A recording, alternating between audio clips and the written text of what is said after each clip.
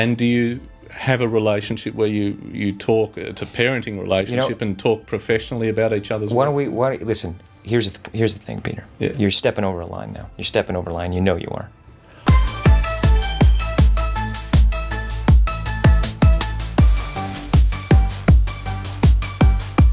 There are interviews, and then there are moments where everything shifts, where the tone changes, where the smile fades just slightly.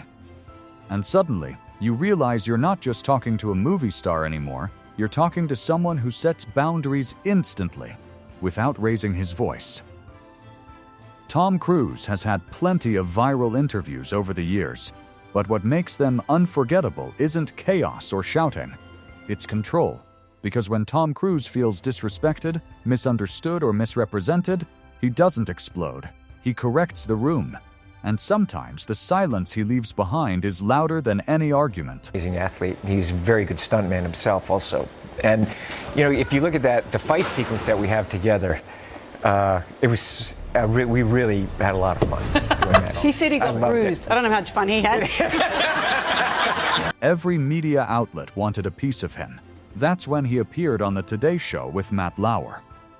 At first, everything was normal, friendly, controlled. The usual celebrity interview rhythm, but then the conversation shifted to something more personal. Matt Lauer brought up Cruise's public criticism of antidepressants, specifically his comments about Brooke Shields, who had openly discussed using medication for postpartum depression. Most celebrities would have softened the answer. Deflected.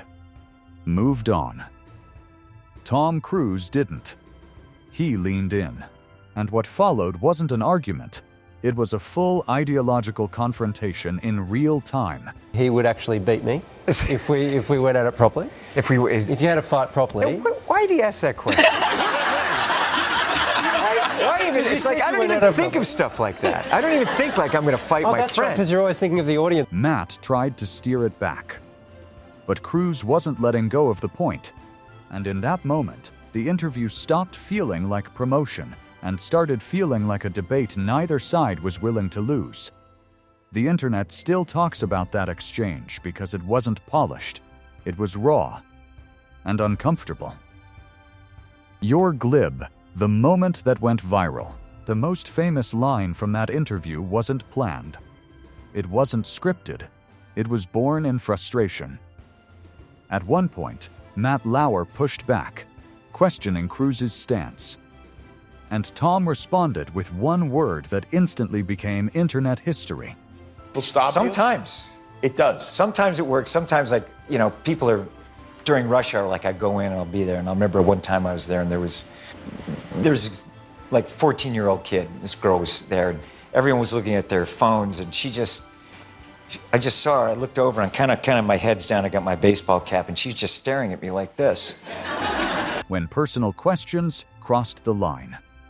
Years later, another interview showed a different kind of tension. This time, Australian journalist Peter Overton brought up Nicole Kidman during a promotional interview. The divorce was still a sensitive topic, and Peter went straight for it. Was Nicole the love of your life? There was a pause, a long one. Tom Cruise didn't smile, didn't joke. He didn't even look away. "What do you mean, Peter?" The interviewer tried to clarify, but Cruise wasn't letting the framing slide. Take responsibility for what you want to know. The tone wasn't angry. It was controlled, measured, but firm. And then came the line that froze the room. "You're stepping over a line now. No shouting. No drama.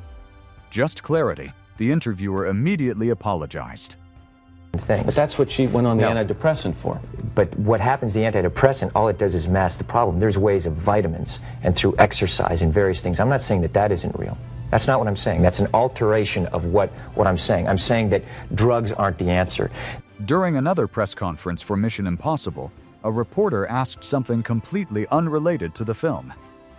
A political question about international tariffs and film production policies. Cruise listened, waited, and then calmly said, "Can we move on to the next question, please?" No explanation. No debate. No engagement. Just refusal. And in that silence, the room understood, not every question deserves a stage. Why would you ask that? The fight scene question. During Collateral promotions, things got even more personal. Cruise had filmed intense fight sequences with Russell Crowe. Real bruises, real physicality, no shortcuts. Then a reporter asked, "Do you think Russell Crowe would actually beat you in a real fight?" The room laughed a little. Tom didn't. Instead, he paused, looked directly at the reporter, and said, "Why would you ask that question?"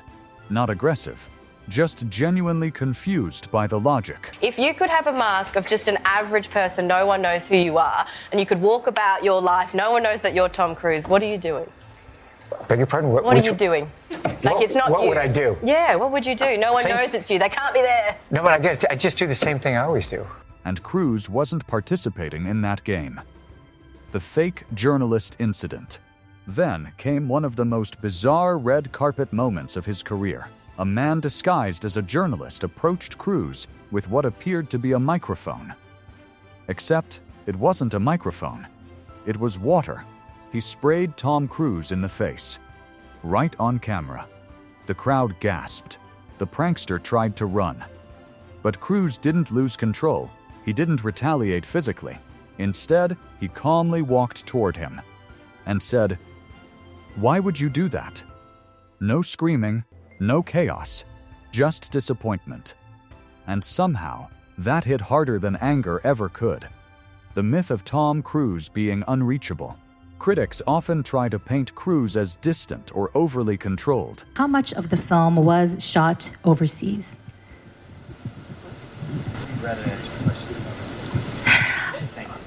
I think that's a fair answer. All right. Can we move on to the next question, please? He takes public transport in disguise.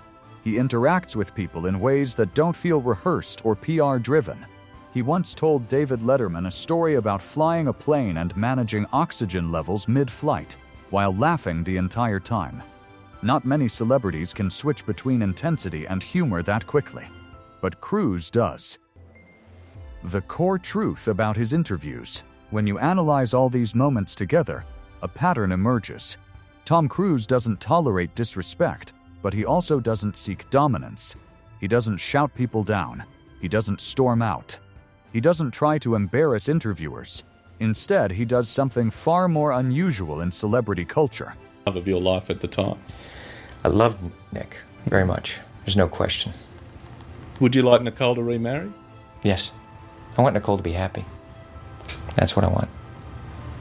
He redirects the conversation, and if someone disrespects him physically or verbally, he responds with calm authority. Why these moments go viral? These clips go viral not because of chaos, but because of contrast. Hollywood interviews are usually predictable, but with Tom Cruise, there's always a moment where the structure breaks slightly, where the interviewer expects compliance and gets boundaries instead, where they expect a smile and get silence, where they expect a rehearsed answer and get a lesson in control. Tom Cruise isn't unpredictable. He's consistent. And that consistency is what makes these moments so powerful. Because whether he's discussing movies, personal life, or handling disrespect on live television, he always does one thing. He sets the tone and refuses to let anyone else control it. So the next time you see a Tom Cruise interview go slightly off track, remember this: nothing about it is accidental. He's not losing control, he's choosing it.